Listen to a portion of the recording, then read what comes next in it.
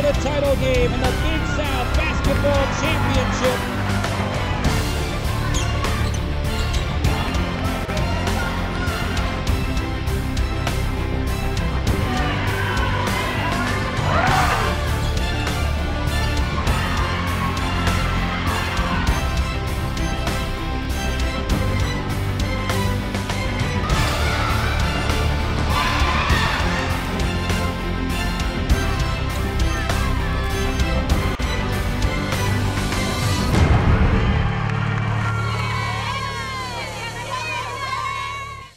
Hello and welcome to the Longwood Women's Basketball Coaches Corner with head coach Bill Reinson. I'm your host Scott Bacon, and we appreciate you joining us for another installment. Coach, we appreciate you taking the time as well. I enjoy it every week, Scott. Let's talk about a couple of road games sandwiched in between a bunch of home contests here at Willett Hall. But last week, let's start with that game on Thursday at Gardner-Webb, a team that's had a really good season and a team that you really battled with in that game down in Boiling Springs. Yeah, we had two opportunities to win it, once in regulation, once in overtime. We weren't able to convert, but we played very well. We rebounded the basketball. We took care of it. We just didn't make shots when we needed to. Yeah, one of the interesting things in looking at the box score is that you didn't really have that big standout performance by anyone. Obviously, Dasia Brown has had those kind of games. Raven Williams, since coming back. Kendall Skurzik really turned on her offensive game, but it seemed like a team performance last Thursday. Yeah, it was. We got contributions from everyone. Deborah Hedden played well. Treasure Avery played well. You could go right down the line, and that's what we're going to need, going forward into the tournament this year and even into next year. We need people to step up. I hate to do this to you, but take us back through the end of those regulations and overtimes when you guys came so close to coming up with the road victory. Well, we had the ball with the clock winding down in regulation. Kendall Skurzik had it and drove to the basket, missed a 3-foot shot, would have won the game for us there. And it was unfortunate because she played very well and made a nice move on the play.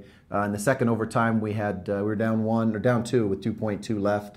Dasia Brown went to the free throw line, made the first one, missed the second one, but the ball tapped right back to her, and she had a chance to win it right at the rim in overtime, and that one wouldn't fall either. So it was a rough night, coming off of a pretty good performance. Well, not something that Dasia Brown, a shot that she's normally going to miss. Oh, absolutely. I mean, she's going to make that 99 times out of 100. Yeah, you said you had the hands half up. You're hands ready to half celebrate. Up, I was ready to go. I'm not going to demonstrate again. Well, Khalila Ali got a tip on that rebound, too, and I want to touch on her. She's somebody that we probably don't talk about enough, and she's been banged up this year, had the concussion, but really one of those gritty players for you, especially for an undersized team that's so important for you guys in battling with some of the bigger teams in the league. Yeah, she's been up and down this year. When she's been good, we've been very good.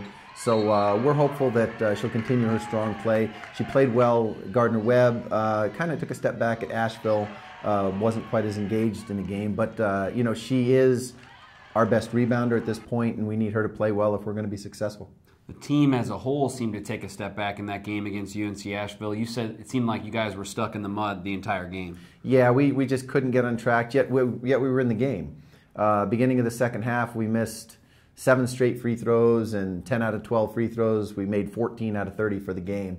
And I really don't know what you can attribute that to other than maybe a lack of confidence and what snowballs when you've missed a couple. But that gave them the opportunity to extend the lead a little bit. We could never really get back in the game. You look at the shooting numbers in that game, and that's something as a coach you can't always control how well your team shoots, but certainly struggled from the floor in that game against the Bulldogs. Yeah, it's kind of the same thing that's happened being so young. When we don't score, we suffer a little bit on defense, and then it kind of snowballs into offense again, start taking quick shots, bad shots.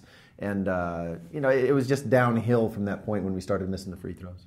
The last 2 road games of the year, you have 5 of your last 7 here at Willett Hall, including your final 3. What about just that week as a whole, your assessment? A good performance on Thursday against Gardner-Webb, not so good against UNC-Asheville. How do you feel about the way your team's playing right now? Well, they're inconsistent. When we're good, we're pretty good. We're going to be a scary team in the tournament if we can get everybody playing well at the same time. It's similar to when we were playing at Gardner-Webb because we had a lot of contributions from a lot of different people. We've talked about people being banged up. I think Dasia Brown has probably been more banged up than anybody. We're going to give her a couple of days off this week to try to, get herself back to normal because we need Dasia Brown to carry us for short periods of time during the game. You've touched on that, her percentage of health throughout the year, the way that her knee has really been bothering her. What's your hope in sitting her down, and when do you see her coming back into the lineup? I think we're going to give her at least off from games through this week. we'll probably work her back into the lineup next week. We have a bye on Thursday. So it'll give her almost 2 weeks off. And all we really just want is that pep back in her step. During Asheville, she was one of the ones that was a little bit sluggish. She turned the ball over on 3 separate possessions when nobody touched her. She just dribbled it off her foot. And I think it's because she's tired and she's playing through an injury, and just giving her a little bit of chance to recover and get a little bit healthier, I think will help us. Dasia is quite the competitor. What was her reaction to sitting out a couple games? She didn't say anything. Well, we touched on it. 3 straight home games now to close out the season. Thursday taking on a very good Winthrop team that last year you guys bounced out of the Big South Conference tournament. Yeah, they're playing very well this year. I think they're in first place, or at least tied for first place, one or the other right now. McClanahan is a terrific player. They've got Shaquilla Nunn inside, the freshman Erica Williams, real strong kid, plays well. When we were down there, we were in the game. I believe we were down 3 or 4 at halftime.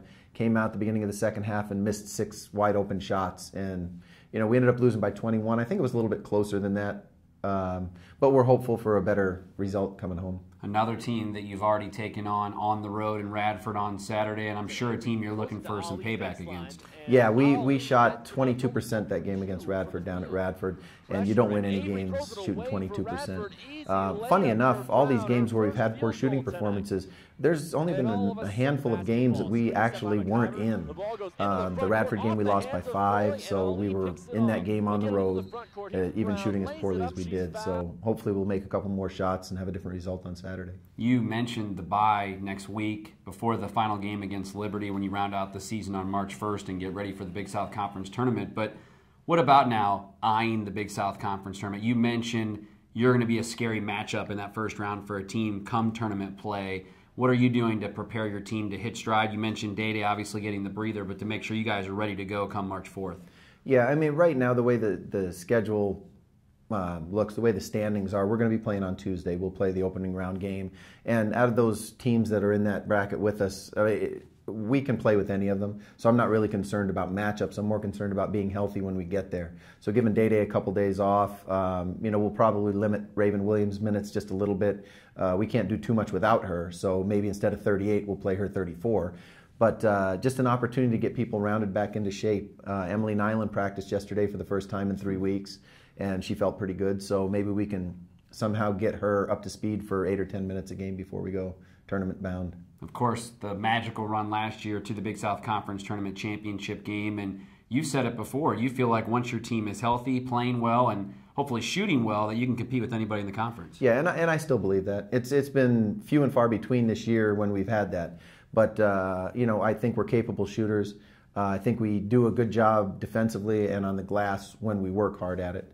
And so hopefully we can put all that together. We'll continue to work on it the next couple weeks and, maybe catch a little luck going into the Big South tournament again. Again, Winthrop on Thursday at 7 o'clock, a 2 o'clock start against Radford this Saturday, both here at home at Willett Hall and here on LongwoodLancers.com and on the Big South Network. Coach, as always, we appreciate you taking the time. Thank you, Scott. Head coach Bill Reinson joining us here on LongwoodLancers.com. Again, Thursday and Saturday at home here in Farmville. Make sure to make it out or tune in on the Big South Network presented by State Farm. Join us for our next installment of the Longwood Women's Basketball Coaches Corner here on LongwoodLancers.com.